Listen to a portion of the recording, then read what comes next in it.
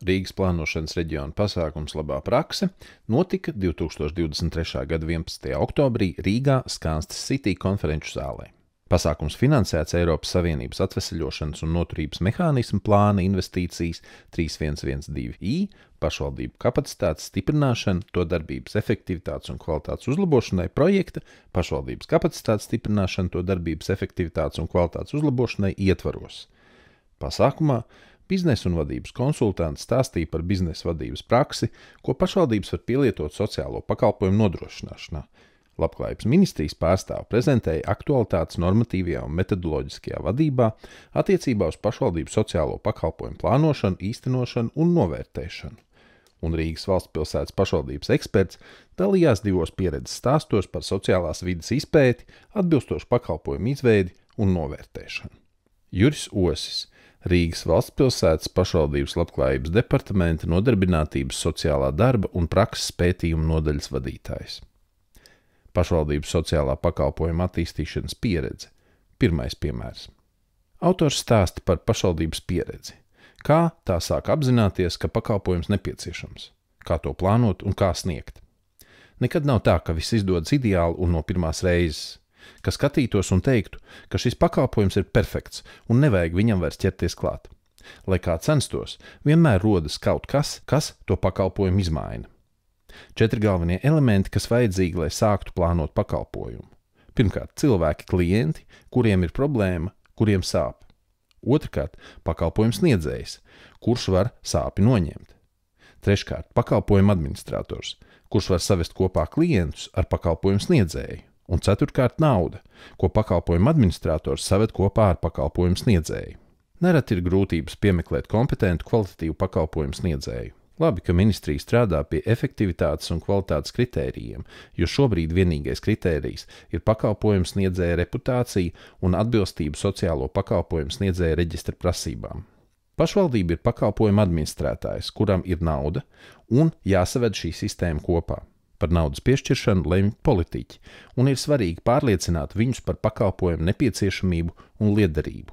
No pieredzes jāsaka, ka vieglāk ir pārliecināt par naudas piešķiršanu problēmu risināšanai, nekā to prevencei. Piemēram, vieglāk ir panākt finansējumu pakalpojumam sievietēm, kas cietušas no vardarbības, nekā atbalstu programmai Gādīgie tēvi, kas ir 3 mēnešus gara programma agresīviem vīriešiem, kas iemāca normālu uzvedību ģimenē. Pēc programmas vīrieši kļūst pieklājīgi, policijas izsaukuma vairs nav un ir citi pierādījumi, ka programma strādā un ir efektīva. Kad politiķi ir pārliecināti un nauda idejai ir piešķirta, pašvaldība veido pakalpojumu aprakstu, ko vēl var saukt par matricu vai saturu. To veido 2 daļas. Pirmā ir konceptuālā daļa, kas sākas ar problēmas aprakstu, kas ietver mērķa grupas un klientu raksturojumu. Noteikti jāietver problēmas un pakalpojumu pamatjēdzienu skaidrojums, jo bieži atšķiras vārdu uztvert cilvēkiem. Tāpat tiek aprakstīts pakalpojumu virsmērķis, specifiskie mērķi un sniegts to raksturojums. Var ietvert arī teorētisko pamatojumu. Otra daļa ir pakalpojumu saturs un process, kurā aprakstītas aktivitātes atbilstoši specifiskiem mērķiem. Kas, ko, kad, kur, kā dara.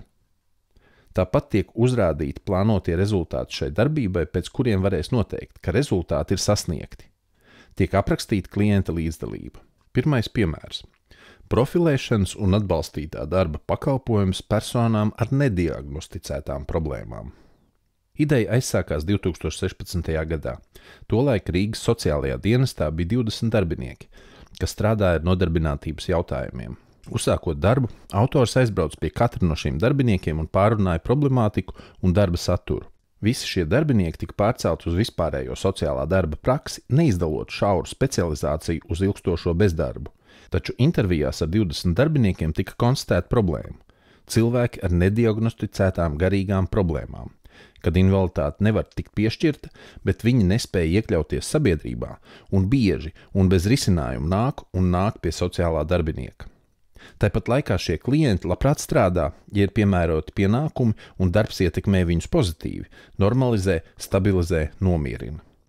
Tātad klientu grupa identificēta. Personas ar viegliem garīgiem traucējumiem. Tad tika meklēts pakalpojums sniedzējs. Bija piemērotu kandidātu saraksts.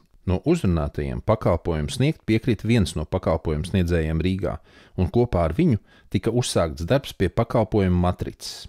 Tad autora darba grupa saprata, ka nevar atstāt nosaukumu viegla rakstura traucējumi, jo tie ir dažādi – viegli, vidēji, smagi. Lai to izšķirtu, vajadzīga izvērtēšana, ko nosauc par profilēšanu. Līdz ar to pakalpojums papildinājās ar profilēšanas sadaļu. Tāpat bija jāmaina nosaukumā garīga rakstura traucējumi, jo tie nav diagnosticēti. Attiecīgi klienti tika raksturoti kā cilvēki ar nediagnosticētām problēmām, bet pakalpojuma pilnais nosaukums bija profilēšanas atbalstītā darba pakalpojums personām ar nediagnosticētām problēmām. Mērķa grupas pazīmes – bezdarbs, sociālās palīdzības saņēmēji, vājas komunikācijas pazīmes, zema motivācija risināt savas problēmas, agresivitāte, haotiska uzvedība, bezatbildība, augsts pretenziju līmenis, atkarības.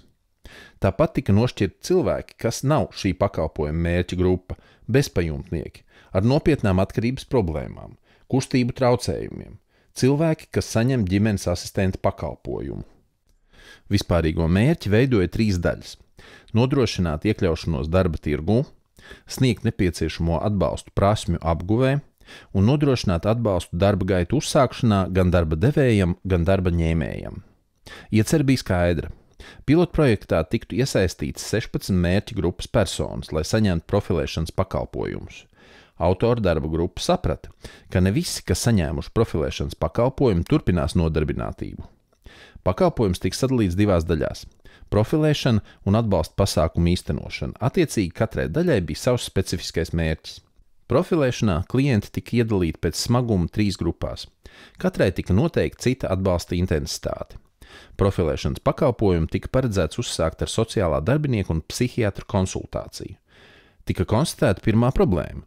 Cilvēkam ir pretreakcija, ja nosūta apmeklēt psihiatru.